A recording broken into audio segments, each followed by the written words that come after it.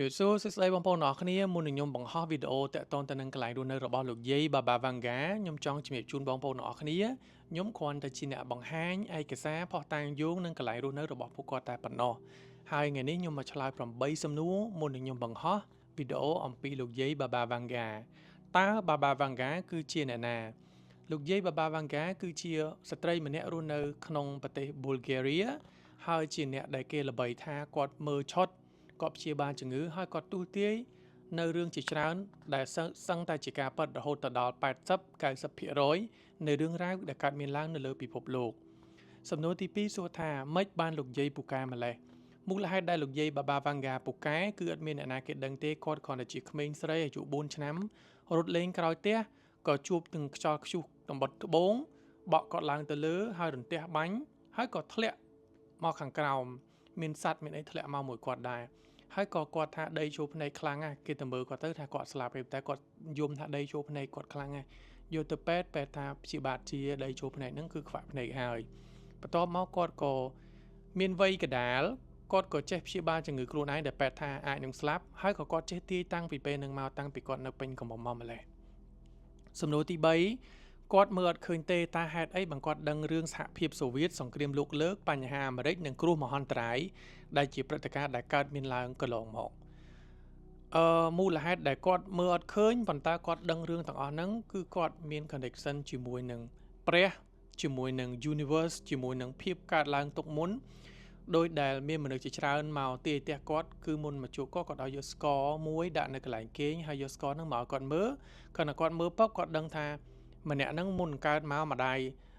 ហើយនឹងឪពុកហ្នឹងស្រឡាញ់គ្នាបែបណាកូននៅក្នុងពោះហ្នឹងធាក់ប្រមាណដងរើប្រមាណដងម្ដាយមានទុកកង្វល់ឯខ្លះទៅរកមកកើតកូននឹងចេញមកហើយកូននឹងធំលូតលាស់មានគ្រួសារស្លាប់ទៅវិញដោយបញ្ហាឈឺអីគេគឺគាត់មើលដឹងអំពីអាយុអ្នកនឹងតាំងពីបង្កកំណើតមករហូតដល់ថ្ងៃស្លាប់ចឹងហើយរឿងផ្សេងក៏គាត់ចេះមើលទាំងអស់ហ្នឹងទៅ4តើគាត់ជឿលើសាសនាអ្វីគាត់ជឿទៅលើសាសនាChristianity ប៉ុន្តែ Christianity បែបអ្នកនៅប៊ុលហ្គារីប៉ុន្តែ Christian ហ្នឹងគឺគាត់ជឿទៅលើព្រះដែលជាព្រះវិញ្ញាណបរិសុទ្ធដែលមកប្រាប់គាត់រឿងរ៉ាវជាច្រើនដែលគាត់និយាយទៅប្រាប់គេបន្តអញ្ចឹងមានថាគាត់ជឿលើព្រះដែរប៉ុន្តែអ្វីដែលគាត់ជឿខ្លាំងគឺទៅលើមេដាធម្មជាតិហ្នឹងទឹកភ្លើងខ្យល់ដែលយើងកំពុងរស់នៅហ្នឹងគេហៅថាមេដាធម្មជាតិហើយហេតុអ្វីគាត់ថាគាត់ឃើញអេលៀនមានអេលៀនប៉ັດប្រកបAlien និងព្រះគឺវា connection គាត់បាននិយាយក្នុងសភៅរបស់គាត់គឺ connection ប្លែកពីគ្នា Alien គឺជា connection ដែលជាគ្រប់ក្រុមមួយដែលគេឆ្លាតជាមនុស្សរាប់រយលានដងដែលគេដឹងអំពីមនុស្សរាប់សិបម៉ឺនលានដងដែលគាត់មាន connection ជាមួយនិយាយជាមួយអញ្ចឹងទៅគាត់សរសេរថាឆ្នាំណាយើងជួប Alien ទៅគាត់សរសេរឲ្យរឿងហ្នឹងបានកើតមានឡើងអាមេរិកក៏រកឃើញថាហោះអីអញ្ចឹងណាអញ្ចឹងរឿងហ្នឹងក៏ប៉ັດប្រកបទៅតើគាត់មានគ្រួសារអត់លោកយាយបាបាវ៉ាន់ហ្គាគាត់មានប្តីហើយគាត់ដឹងថាប្តីគាត់នឹងទៅធ្វើសង្គ្រាមលោកលើកមកវិញនឹងពិការភាពហើយទៅជាឈួតតែគាត់ព្រមទាយប្តីគាត់ទេប្តីគាត់មកវិញពិការភាពខ្លាំងមែនទែនរហូតដល់ឈួតផឹកស្រាអីអញ្ចឹងណារឿងសាច់រឿងនឹងបង្ហាញនៅថ្ងៃស្អែកតើគាត់យកលុយអត់ពេលគេមកទាយគាត់ដំបងឡើយគាត់ទាយនៅក្នុងភូមិទេគាត់មានបើកអាជីវកម្មទាយទេណាមកក៏គាត់ទាយគាត់ព្យាបាលជំងឺឲ្យទៅពេលល្បីទៅក៏មានគេយកលុយយាយឲ្យទៅគាត់ក៏មិនចង់បានទេគាត់អត់មានចង់បានទេអញ្ចឹងទៅរដ្ឋាភិបាលឃើញយាយនឹងគាត់ប្រកែពេកទាយទាំងរដ្ឋាភិបាលត្រូវចាប់យាយនឹងគាត់ទៅដាក់នៅលើភ្នំគាត់ថាគេនឹងមកគ្រប់គ្រងលើការរស់នៅរបស់គាត់គេចាប់គាត់ដាក់លើភ្នំហើយអ្នកណាចង់មកទាយរដ្ឋាភិបាលយកលុយមានថាទិញសម្បត្តិមកទាយយកលុយហើយរដ្ឋាភិបាលយកលុយនឹងទៅចិញ្ចឹមប្រទេសប៊ុលហ្គារីនឹងដោយសារប្រទេសនឹងក្រីក្រខ្លាំងបំផុតអញ្ចឹងគាត់យកយាយនឹងទៅធ្វើអាជីវកម្មហើយយាយនឹងក៏គាត់ថ្ងៃខ្លះគាត់មើលឲ្យអញ្ចឹងណាគាត់ដោយនិស័យអ្នកខ្លះគាត់មើលឲ្យព្យាបាលឲ្យមកគាត់ចង់បានលុយគេទេតែរដ្ឋាភិបាលកាលពីមុនឡើយតើហេតុអ្វីគេយកគាត់ចេញពីភូមិទៅរស់នៅក្បែរភ្នំមនុស្សមកច្រើនពេក political គឺបញ្ហានយោបាយគាត់ដឹងថាអ្នកណាជាប់ឆ្នោតគាត់និយាយហើយអ្នកនឹងជាប់ឆ្នោតមែនអញ្ចឹងអ្នកនយោបាយគណៈបព្វប្រឆាំងគេមករករឿងគាត់ដឹងរឿងច្រើនពេកទៅគេចម្លៀសគាត់ទៅភ្នំទៅស្ងាត់តែតនឹងនយោបាយអញ្ចឹងមូលហេតុនយោបាយដែរតើមុនគាត់ស្លាប់គាត់មានពាក្យអ្វីខ្លះផ្ដាំផ្ញើមុនគាត់ស្លាប់គាត់អត់មានពាក្យផ្ដាំផ្ញើទេគាត់ដឹងថាមនុស្សនឹងមករកពាក្យផ្ដាំផ្ញើរបស់គាត់នៅលើជញ្ជាំងដែលគាត់សរសេរ testimony ដែលគាត់សរសេរនៅលើតាមជញ្ជាំងនៅលើ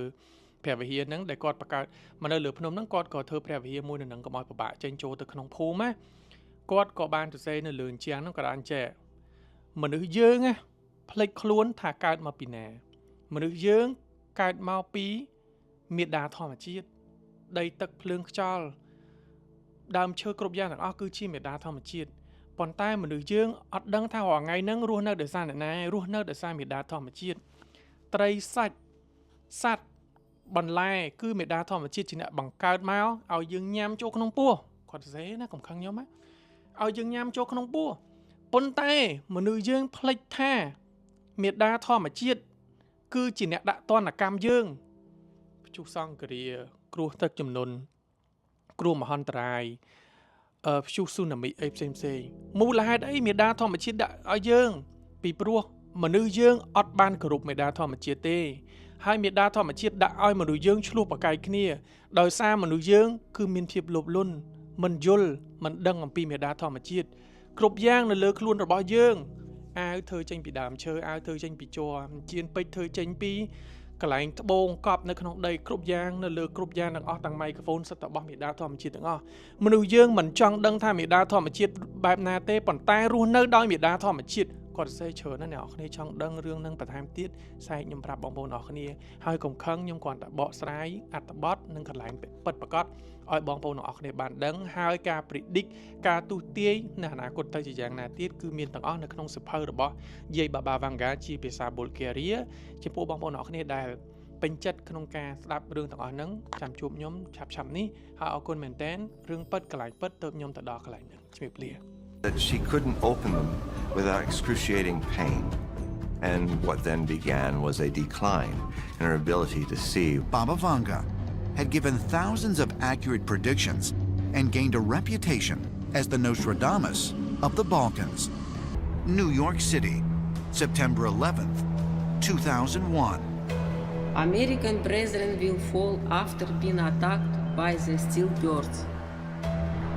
The 44th President of the United States will be an African-American man. I, Barack Hussein Obama, do solemnly swear. Barack Obama, an African-American senator from Illinois. Clear reflections of water shimmering. And they shared with her many secrets which she says are locked inside the scriptures of many religions.